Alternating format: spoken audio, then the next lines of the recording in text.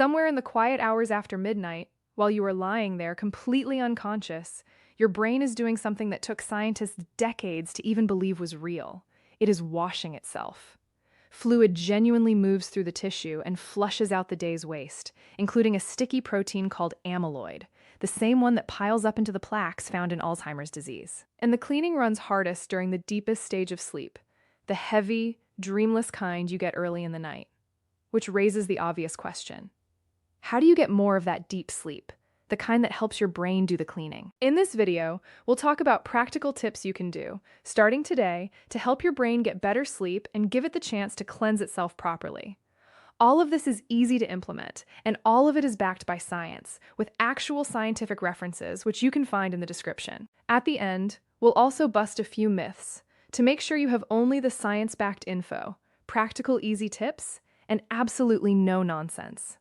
The self-cleaning system in the brain is called the glymphatic system. In early 2026, researchers ran a trial where 39 people either slept normally or were kept awake. And the morning after a normal night, their blood carried more of the amyloid and tau their brains had offloaded overnight. Exactly what you would expect if sleep were pushing the waste out of the tissue and into the bloodstream to be carried away. This is one of the first solid human results, and the field is still arguing over the fine print, with one camp insisting some of the cleaning happens also while we're awake. But the direction keeps pointing the same way, and it lines up with something nobody can dispute. The moment you take sleep away, the trash starts to accumulate. In one study, healthy adults had their brains scanned after a full night of rest, and again after a single night with no sleep at all, and that one missed night was enough to raise amyloid in the hippocampus, the little seahorse-shaped structure where memories are made. And that's from just one night. The first thing most people get wrong is that they count hours. 8 hours, badge earned, job done. But the cleaning tracks the depth, not the total duration, and deep sleep is exactly the part you quietly lose as you age, sometimes starting as early as your 30s. So two people both clocking 8 hours can be getting wildly different amounts of the brain cleansing stage that actually matters. One of the first things you can do is to start going to bed around the same time every night. A study tracked more than 80,000 adults with wrist sensors and watched who developed dementia over the following 8 years. And the people with the most regular sleep timing carried about a 26% lower risk than the people whose schedules were all over the place. Your brain chemistry can be made to rely on this timing.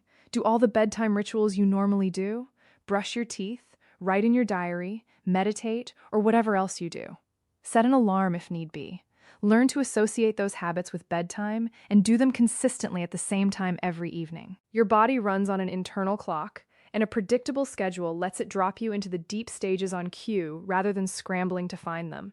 So yes, your routine can influence your melatonin production as long as you keep it exactly that, a routine. So plan it, set timers, set reminders, or whatever else you need, and include a few items, not just teeth brushing.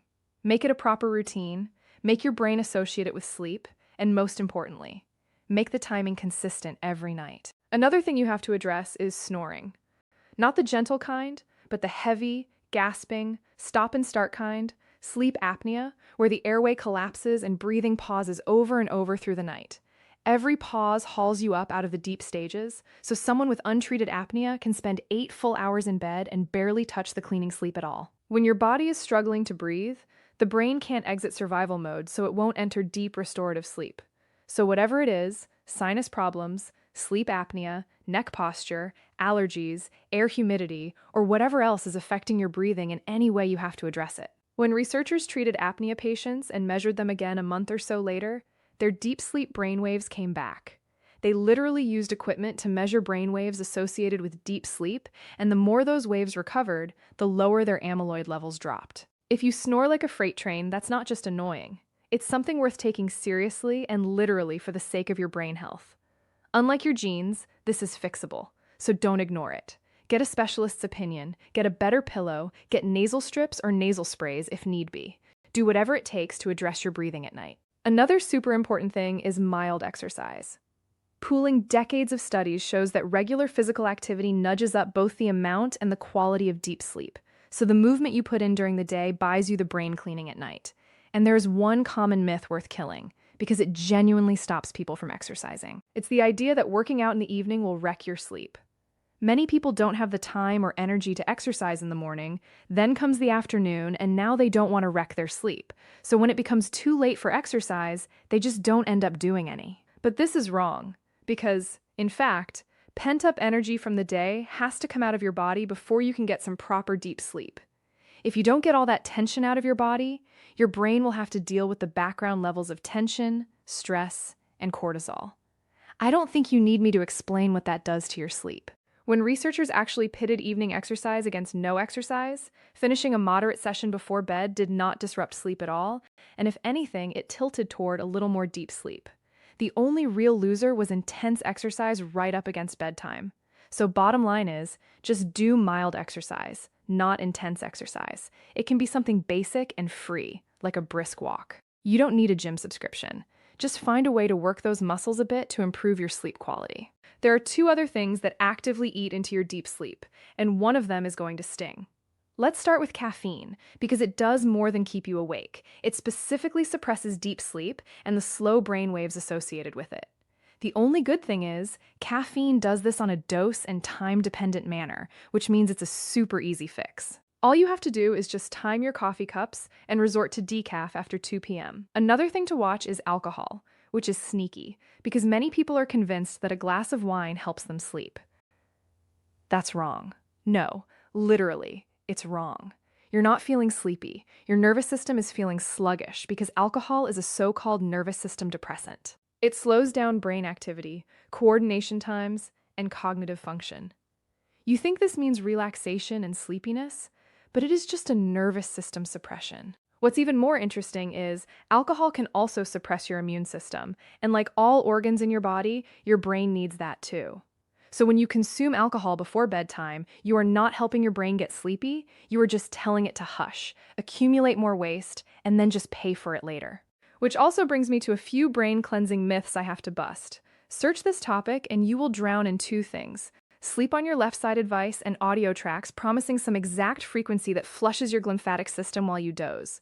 The side sleeping idea is not pulled from thin air. There is a real experiment under it, but it was run in rats, lying anesthetized in a scanner. Not humans and not during actual real sleep.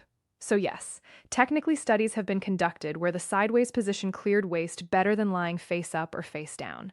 But this has not actually been verified in humans. So if you're not comfortable sleeping sideways, then don't fall for the hype. Just sleep, whichever way you're most comfortable. As for the frequency tracks, there is no evidence that a particular tone drains your brain of amyloid, and the irony runs deep, because the thing that genuinely drives the cleaning is the deep sleep itself, and lying there awake and irritated that the magic audio is not working is the exact opposite of that. If a calming track helps you drift off, wonderful, use it. Just know it is working as a lullaby, not a drainage pump. Another problem is that people sometimes try to sleep with their headphones on. I honestly won't even discuss that in detail. Just don't do it. Just trust me on this. Your brain, neck, and ears will collectively thank you. One thing to keep in mind when it comes to latest research is that in labs right now, researchers are playing soft sounds timed precisely to the rhythm of your slow brain waves, nudging those waves a little taller to see if they can amplify the night's cleaning. And there are human trials underway testing whether that slows cognitive decline. It is genuinely interesting, but it's not some finished protocol available for purchase yet.